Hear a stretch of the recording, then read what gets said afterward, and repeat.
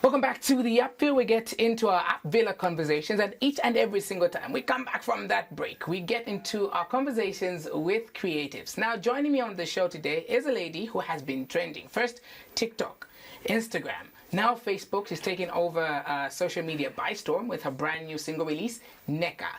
Khondwani, thank you very much for joining me. Thank you for having me. How do you feel that you're here today? I feel excited. It's my first time here, so... oh, it is? Yeah, it is my first time here. So I'm pretty excited. I've always wanted to come here. I'm like, I'm going to go to Diamond TV. Yeah? And I'm here, so I'm happy. Welcome to Diamond TV. Thank you. We're so happy to have you. Thank you. I'm glad to be here. Yeah. Now, off books, when we're having a conversation in the background, you did mention that music is your second job, and you have a first job. Tell us about that. Okay, so music is my life, but I do have a regular job.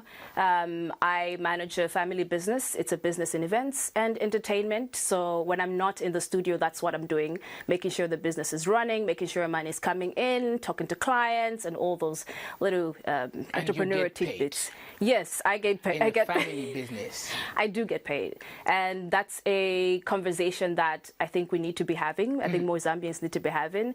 One of the first things people say whenever they find out I work for the family business is, when are you going to start your own business? When are you going to start a real job? Or a real job or your own business? And I'm like, okay.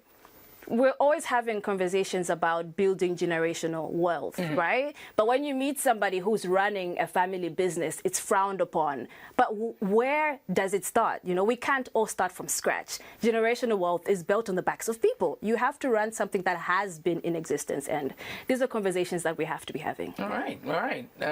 Pretty good. We'll come through to the family business one of these fine days. Now, you just released Neka. It's 3 weeks old. It is 2 to 3 weeks, right? 12 days old. It's not 2 to 3 weeks. No, it's 12 days. How many days have I been listening to that song? Have you been listening in the spirit? My dear, I have been listening to the song Left, Right, and Center. Left, Right, and Center? Ah, that's lovely. Yeah, 12 days in. How do you feel? The song is finally out after teasing it for a while, and now everybody's like consuming it like crazy. I think first and foremost, I am proud of myself. It's not easy to work on something, work on a video, and do that, especially as an independent artist. So that's something I'm very proud of. Secondly, I'm happy to know that something that I can create can, somebody else can resonate with it, because I have people, a lot of women, inboxing me, and they're like, oh my gosh, this song is speaking to me. I have it on repeat. And for me, that's one of the things that matter most about making music. You wrote the song for women? Because, oh my gosh. I did not write the song for women. We should close the interview right now, because I've been listening to that You've been listening?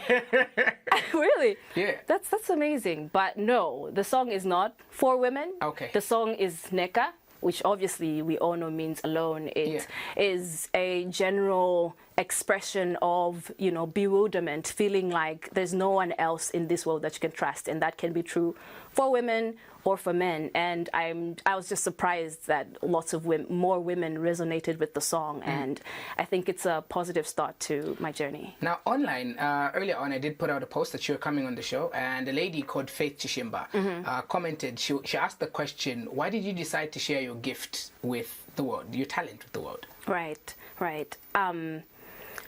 Honestly, I don't think it's really a choice, When you are called to do music, it follows you.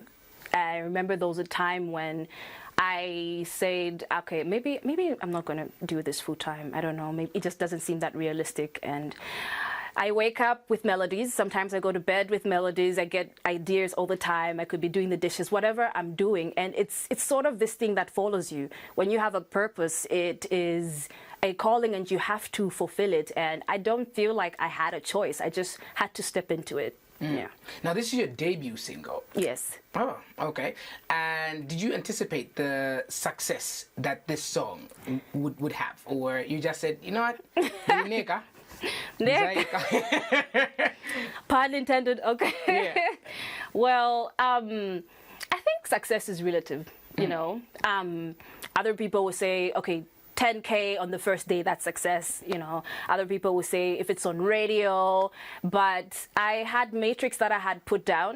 With my business background, I'm always using matrix to measure like my success or my journey. So I surpassed those matrix. So in a way, I didn't really expect it. I sort of like, okay, I like this song and I feel like somebody else needs to hear it, because that's one of the main reasons why I write my music, right? And I put my work and effort into it, me and my team, Naris, my producer, Kasim, my video director, and we... Is that Kasim Mula? Yes, Kasim from Upgrade. Ah, okay. Yes, yeah. yes, that's him. And I put in my all, and so far it's doing better than I had expected, especially, you know, being an independent artist. It's not really easy to promote your own music, but I'm really, you know, I'm excited. It's doing pretty good. Yeah. And the first thing that caught me when I started listening to the song, because I replayed it a couple of times, as I have already mentioned, is the voice. Looking at the person No. and the voice, I'm pretty sure you get this question like a whole lot of times, but looking at the person and the voice, if somebody were to look away and listen, they'd think it's somebody else, and they look at you, what goes on there? Like, is the voice natural? Do you come up with it? That's your singing voice? Well, I get that a lot, obviously, because I'm on the smaller side. It's all in the bowels, you know.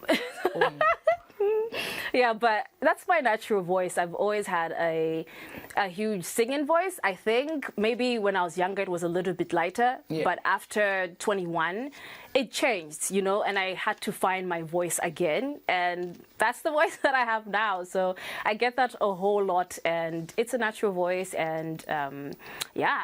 I think people really needed to know that it's a natural voice. It is not mechanical.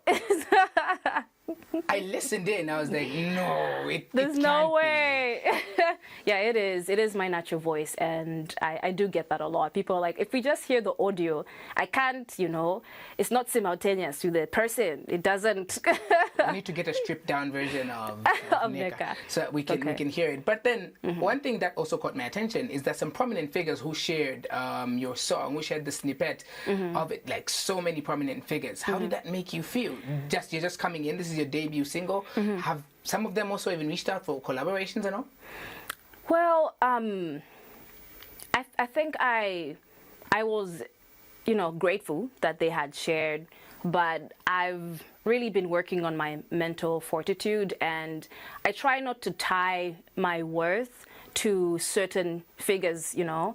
I try not to say, oh, if this huge artist doesn't share my music, that means I'm not a good artist. Like, I try not to do that, you know. I really put value in my fans, you know, just regular people who are listening to my music, and everyone else that does share it, no matter how huge they are, is really a plus. And that's really helped me to keep my sanity, because as an artist it's really, really hard. You're going to get a lot of people who won't share your music. So the one time, if you always value other people, other big artists sharing the music, you won't be happy when they don't. You won't feel fulfilled. And I feel grateful, but it's not the thing that has moved me most about it. I am really grateful that a lot of them are sharing my music, or some of them are sharing my music, but it's not something that I really try to think too much about. Yeah. Now let's get into the video, the story behind the video in itself. Pretty interesting, all white, and you know, in a field kind of setup. You did share a very funny post about the dress that you wore. I don't know if it was about to turn you into Supergirl and you're about to fly away, but tell us about the storyline in this video. Okay, so where do I start? Okay, the dress. Let's start with the dress. Well, the Supergirl dress. The Supergirl dress with the long laces. Well, I kind of thought about this dress. I was like, I need to make it, add more vavavoom, you know, to the dress. And I was like, okay, what are some of the characteristics of this design that can, you know, make it stand out? And that's when the laces came out. My best friend is my designer, so we usually collaborate on these things, and then she helped me come up with this. So this was fantastic until I had to stand in the grass. You know, the grass was just loving my dress. Like, it was just holding my lace, and yeah, so it was really difficult to work with in this setting. But the whole idea behind the video has a lot to do with Neka, you know. Neka being alone, you know, being alone can be synonymous with, you know, bewilderment, you know. And that's why we picked this particular location. And its simplicity speaks to the simplicity of the song as well. And I had a great time coming up with the script, working with Kasim, combining our ideas and him directing it. It really was a good experience, yeah. And how long did it take you to get the video done? Shooting, it was a one-day shoot. It was a one-day shoot. Also, something that I want to throw out there is, I think there's a huge misconception around music videos. It's a lot of people think you need to spend a lot of money to get really good visuals. So far I've gotten really great feedback on NECA, and we had a small budget, and we worked with it, and I think it was a really good experience working with Kasim. Yeah. Can we get to know the numbers? The numbers so far on the that went into the. I spent between 5 and 6 on everything. Oh. Yeah, on everything. Well, no. Yeah. About yeah. 7 use to the matrix 8. brain. Come on now. About 7 to 8 on everything, which I know it seems like a lot, right? It can seem like a lot, right? But if you're spending this money like over time, an upcoming artist might say, "Oh, that's a lot. I'm not spending," you know. But it's not like you have to pay everything at once. If you plan your music videos, if you start to finance these things like 3 months before, it doesn't seem like a lot of money. It really doesn't. So it's just all about planning and timing. Yeah. Okay. All right. I can see that maybe you might be going to the videographers that are doing them for 150,000 pretty soon. On the note that you have started, but started on. What else should we expect from you? You started out already on an explosive note. What else should we expect from you in 2024 and beyond? You already have 2 songs that you said you're working on that you're about to release. Yes. But what else? Well, I think one thing is people are going to see more of me. I haven't been a very big social media person in the past, and that's got to do with a lot of, you know, mental fortitude. Yes, mental fortitude. I was listening. You're listening. Yeah, and I just wasn't very healthy mentally. So social media was something that used to give me a lot of anxiety. But I've worked through that through the years, and I've it's like everybody knows. If you want to be an artist, you have to be out there. And that's something that I've been working on, and people are going to see more of me. I want people to know my personality. It's not just about my music. I am the brand as well, Khondwani, what I like, you know. And that's some of what's going to be there, in addition to the music, like 2 singles, like you said. So those are going to be diverse. My music is very diverse.